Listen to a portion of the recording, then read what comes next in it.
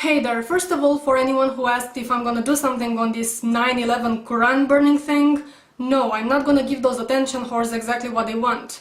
Attention. Secondly, because of some reactions to my last video, I wrote a little post on my blog about respecting the dead. You'll find a link to that in my pants. That being said, now we can get to this video.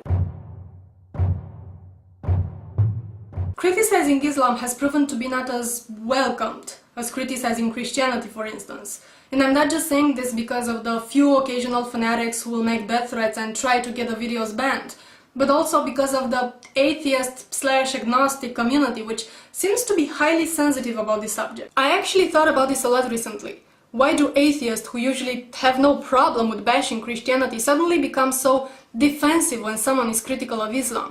And as far as I could rationalize this, I came up with the following conclusions. In the Western society, Muslims are a small minority. And like any other minority, unfortunately, they are subjected to religious bigotry and discrimination. I know that. I can understand that. But I also know that Islam is the second biggest religion worldwide. A religion that is severely oppressive to hundreds of millions of people who are living under Islamic theocracies. And this is a fact that we should not forget or ignore. The vast majority of Muslims are not white. And in a society with a largely predominant white population, again, unfortunately, they are also subjected to racism. Now, if you wanna deny this, I'm sorry, but in the best case, you're just not paying attention. Now, this is one of those things that pisses me off the most. Interchanging religion with race to basically further an agenda. And I've seen this method being promoted both by bigoted assholes who use it against Muslims, and by Muslims themselves who dishonestly use it to call racism on people who are only critical of their religion. And in both situations, this makes me puke. When religion and culture are so tied up they are almost indistinguishable, people tend to associate criticizing one's religion with criticizing one's culture, which they consider it should be taboo.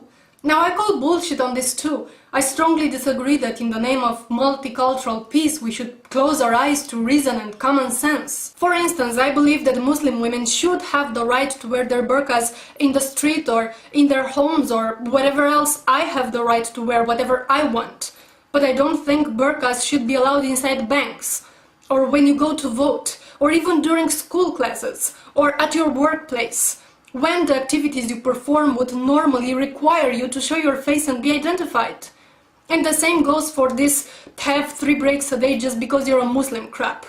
People should not have more rights than others just because of their religion/culture. It's just that simple. People tend to confuse Islam with political Islam. On one hand, you have the otherwise outspoken anti-theists to be very uneasy talking about Islam and tiptoe around it, or maybe even feel like they have to defend it because of the political context. And on another extreme, you have the people who believe all Muslims are terrorists. Honestly, I find both positions to be equally obnoxious. Islam existed for some 1400 years before Bush or Al-Qaeda or any of this mess.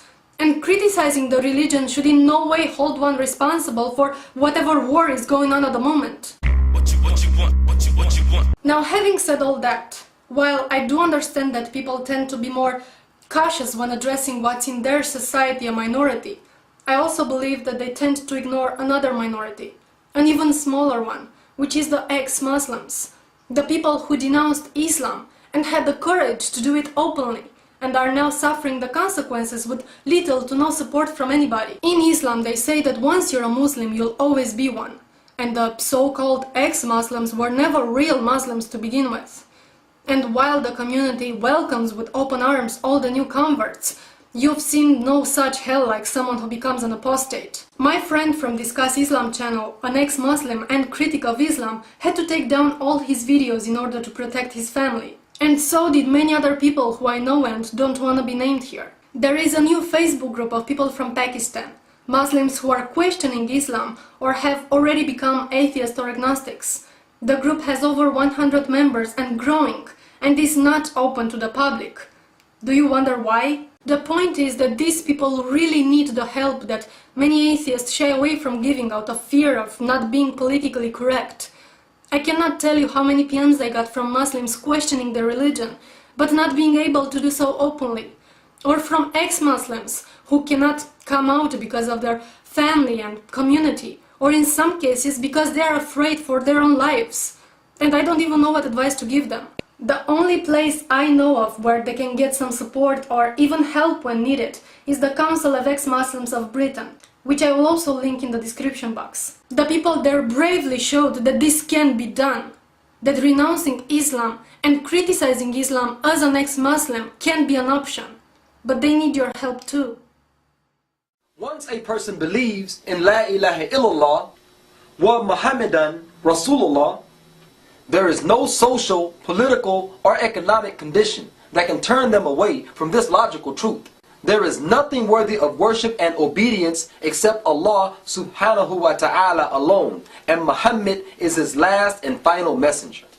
To believe thus is natural as well as intellectual.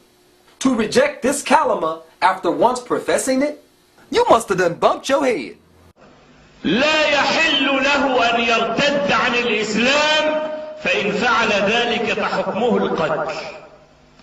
But what is the penalty for apostasy? What is the penalty for leaving the Muslim faith? To be honest, I cannot back that point up. Dr. Muqaddam, what is the penalty for apostasy? And, before... We keep coming down this apostasy. Give us a quick answer on what is the penalty for apostasy, and we'll come on the other side. You very well know, if it's an Islamic country, then the Sharia is very clear. Apostasy is dealt with the death penalty. Thank you, that's all I want to hear. Because we want to break the taboo that comes with renouncing Islam. Apostasy, as our other speakers have mentioned, is a crime that is punishable by death in countries ruled by Islamic law. But it's not only in those countries. People who are deemed apostates are intimidated and threatened, even in countries, in Europe, for example, that doesn't have Islamic law as the law of the land. Yes, a Muslim is always a Muslim. It is not possible for us to leave Islam. Well, I have to tell him and many others, watch us. It is possible, and we're doing it.